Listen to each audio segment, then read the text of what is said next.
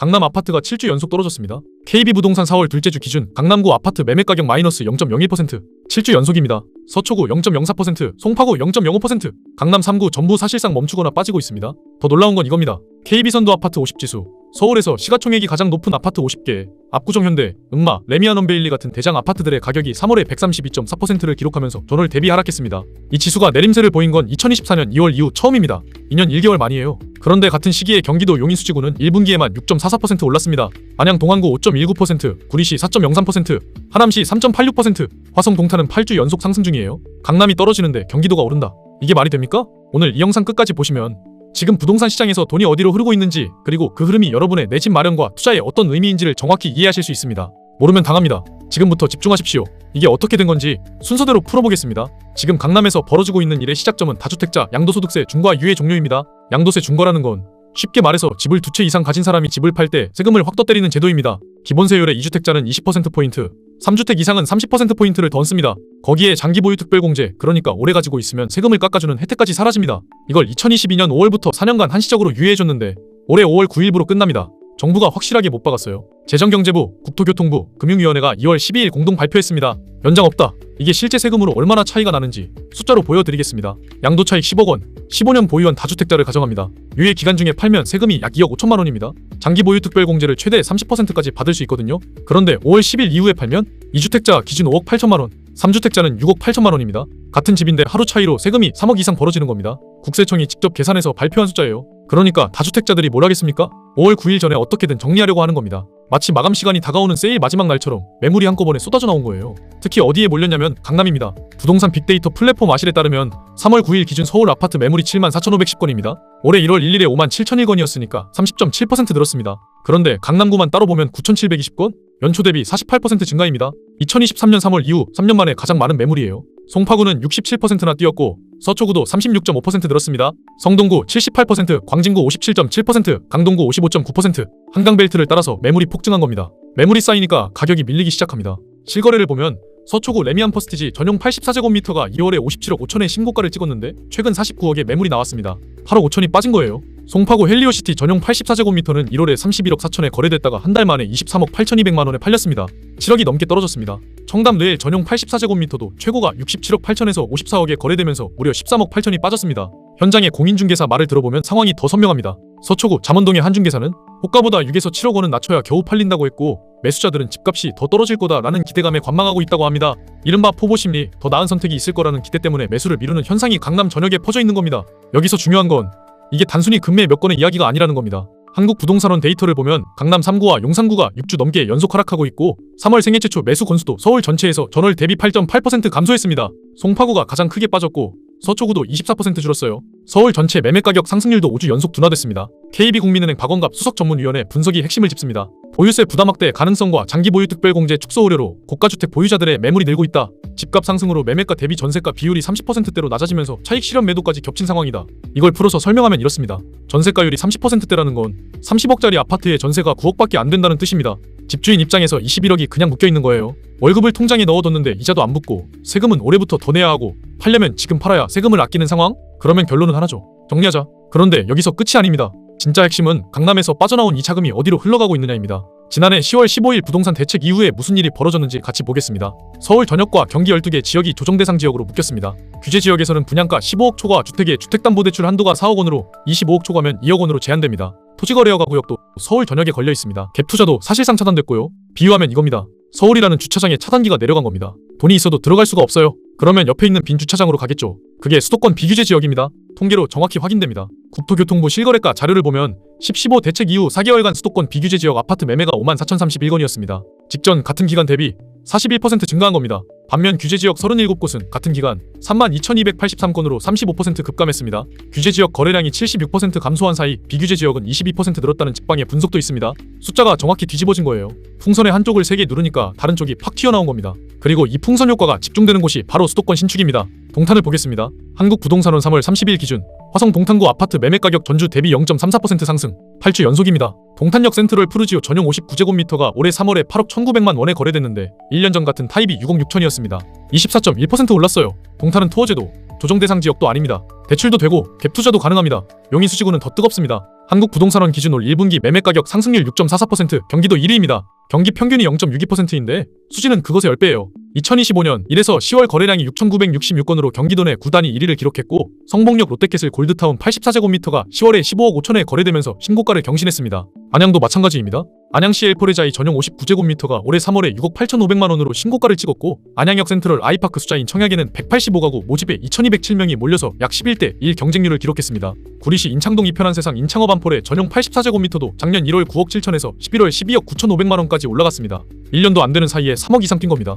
왜 하필 신축일까요? 여기에는 얼죽신이라는 키워드가 있습니다. 얼어 죽어도 신축. 이게 단순한 유행어가 아니라 시장의 구조적 변화를 반영하는 말입니다. 부동산 알릴일사에 따르면 올해 2월 전국 아파트 평균 매매가격 중 입주 5년 이내 신축이 상승을 주도하고 있습니다. 서울만 봐도 지난 1년간 신축 아파트 3.3제곱미터당 가격이 951만원 오른 반면 10년 초과 노후 단지는 514만원 오르는데 그쳤습니다. 상승폭이 80% 이상 차이 나는 거예요. 마포나 성동 같은 비강남권의 신축 아파트가 강남 구축 가격 수준까지 올라가는 현상이 이미 벌어지고 있습니다. 구축 대비 신축 프리미엄이 평균 1.5배, 인기 지역은 2배까지 벌어져 있어요. 2011년의 상황과 비교해보면 더 선명합니다. 그때도 수도권은 하우스푸어로 고통받았는데 지방 5대 광역시 아파트는 20.3% 뛰었습니다. 공기업 이전과 혁신도시에 대한 기대가 폭발했기 때문이에요. 지금은 방향이 반대입니다. 서울이 규제에 묶이면서 자금이 수도권 비규제 지역 신축으로 쏠리고 있습니다. 기본 원리는 같아요. 돈은 물처럼 막힌 곳을 피해서 갈 수 있는 곳으로 흐릅니다. 이전 영상에서도 말씀드렸지만 서울 전세 매물이 올해 들어 33% 급감했습니다. 강북권 전세 수급 지수는 2021년 8월 이후 최고 수준이에요. 전세가 없으니까 서울에서 못 구한 실수요자들이 경기도 신축으로 눈을 돌리는 겁니다. 한국부동산원에 따르면 올 2월 경기도 아파트 매매 2317건 중 서울 거주자의 매수건이 3077건, 전체의 15%입니다. 구리는 35.1%, 하남은 34.5%, 남양주 34.5%가 서울에서 넘어온 수요예요. 서울경제 보도에 따르면 서울 전세 매물이 줄면서 인접 경기 지역의 매매가 늘고 집값도 가파르게 상승하는 풍선 효과가 나타나고 있다고 했습니다. 여기에 하나 더 중요한 구조적 원인이 있습니다. 입주 물량이 줄고 있다는 겁니다. 부동산 알릴일사에 따르면 수도권 아파트 입주 물량이 2025년 13만 2천 가구에서 2026년 11만 2천 가구로 15% 줄어듭니다. 서울만 따로 보면 3만 7,178가구에서 2만 7,620가구로 26% 감소합니다. 2027년에도 회복 없이 비슷한 수준이고 2028년에는 10만 가구 밑으로 내려갑니다. 착공 데이터를 보면 이유가 나옵니다. 서울 아파트 착공 실적이 2022년 4만 5천 가구에서 2023년 2만 1천, 2024년 2만 2천으로 절반 이상 줄었습니다. 2025년도 10월까지 1만 4천밖에 안 돼요. 집을 짓기 시작한 게 줄었으니 이에서 3년 뒤에 완성되는 집도 당연히 줄어드는 겁니다. 그리고 2025년 분양 물량도 11만 6,213채로 전년 대비 23.8% 감소. 2016년 이후 최저치입니다. 이게 2027에서 2028년 공급 부족을 사전에 예고하는 신호예요. 식당에 자리가 100개인데 손님이 200명이면 메뉴 가격을 올려도 사람이 옵니다. 지금 수도권 신축 시장이 이 상황입니다. 공급이 구조적으로 줄어드는데 서울 규제를 피해 나온 수요까지 더해지는 겁니다. 풍선 효과가 빠지면 끝이 아니라 풍선 효과에 공급 절벽이 겹치는 이중 구조라는 거죠. 근데 여기서 많은 분들이 이런 의문을 가지실 겁니다. 아니, 경기도가 지금 오른다고 해서 따라 사도 되는 겁니까? 강남이 결국 바닥 찍고 반등하면 경기도는 다시 떨어지는 거 아닙니까? 충분히 그렇게 보실 수 있습니다. 과거에도 그런 패턴이 있었거든요. 강남이 먼저 오르고 시차를 두고 비강남, 경기도가 뒤따라오는 키 맞추기 현상. 2017년, 2020년 모두 그랬습니다. 그런데 이번에는 상황이 다릅니다. 첫째, 강남의 반등 조건이 쉽지 않습니다. 양도세 중과 정상화, 보유세 강화 예고, 15억 초과 대출 규제, 토지거래 허가 유지. 이 4가지 잠금 장치가 동시에 풀려야 강남에 다시 투자 자금이 유입되는데 현 정부 기조상 단기간에 동시 해제는 매우 어렵습니다. 경제조선에서 박원갑 수석 전문위원이 지적한 것처럼 지금은 과거와 달리 강남이 약세를 보이는 코어 디스카운트 현상이 나타나고 있습니다. 65세 이상 고령 인구 비율이 2017년 14%에서 2026년 21.5%로 올라오면서 자산 정리를 하는 베이비부머 세대가 매도에 나서는 것도 구조적 요인이에요. 둘째, 수도권 신축의 상승이 단순 풍선 효과가 아니라 실수요와 공급 부족에 기반하고 있습니다. 서울 전세 매물이 33% 줄었고 전세 사기 여파로 빌라를 기피하는 수요가 아파트로 몰리고 있고 여기에 수도권 입주 물량까지 15에서 26% 감소하는 구간이에요. 이 세 가지가 겹치면서 수도권 신축 수요가 구조적으로 유지되는 겁니다. 자, 그러면 이게 여러분한테 어떤 의미인지 입장별로 짚어보겠습니다. 먼저 지금 서울에 전세 살고 계신 분, 전세 만기가 돌아오는데 갱신이 안 될 수 있습니다. 매물 자체가 줄었거든요. 강북권 전세 수급 지수는 2021년 8월 이후 최고 수준입니다. 만약 서울에서 전세가 안 잡히면 두 가지 선택지가 남습니다. 월세로 전환하거나 수도권 신축으로 옮기거나. 이게 경기도 수요가 계속 늘어나는 배경입니다. 다음, 내 집 마련을 준비하시는 분. 실제 숫자로 시뮬레이션 한번 해보겠습니다. 연소득 7천만 원이라고 가정합니다. DSR, 즉 총부채 원리금 상환 비율, 쉽게 말해서 월급이 피자 한 판이면 빚 갚는데 딱 4조각까지만 쓸 수 있다는 겁니다. 40% 기준 대출 가능 금액이 약 4억 원입니다. 금리 4.5%, 30년 상환 가정이에요. 자기 자금 2억이 있다고 하면 합쳐서 6억? 6억으로 서울에서 살 수 있는 아파트가 어디 있습니까? 금천구, 도봉구 외곽 구축 정도인데 신축은 사실상 불가능합니다. 1년 전에는 관악구, 금천구에 6억대 매물이 있었는데 지금은 7에서 8억으로 올라갔거든요. 그런데 동탄, 안양, 수원 권성구 같은 수도권 비규제 지역이면 6에서 8억대의 신축 아파트가 있습니다. 서울 30분 출퇴근권에 대단지에 브랜드 아파트를요. 같은 6억으로 서울 외곽 30년 된 아파트를 사느냐, 경기도 역세권 새 아파트를 사느냐, 이 비교가 지금 실수요자들의 머릿속에서 벌어지고 있는 겁니다. 근데 여기서 많은 분들이 이렇게 물어보십니다. 그러면 지금 당장 수도권 신축을 사야 하는 건가요? 이미 너무 오른 거 아닌가요? 좋은 질문입니다. 결론부터 말씀드리면 무조건 사라는 게 아닙니다. 다만 시장의 구조가 어디를 향하고 있는지를 이해하시고 여러분의 상황에 맞게 판단하시라는 겁니다. 체크하셔야 할 건 세 가지예요. 첫째, 해당 지역의 향후 2년 입주 물량이 줄어드는 구간인지. 둘째, 전세가율이 70%를 넘었는지. 전세가율이 높다는 건 그만큼 매매로 전환될 대기 수요가 있다는 뜻이거든요. 셋째, GTX나 신분당선 같은 교통 호재가 확정된 곳인지. 이 세 가지가 동시에 충족되는 곳이면 중장기적으로 우상향 가능성이 높다고 보셔도 됩니다.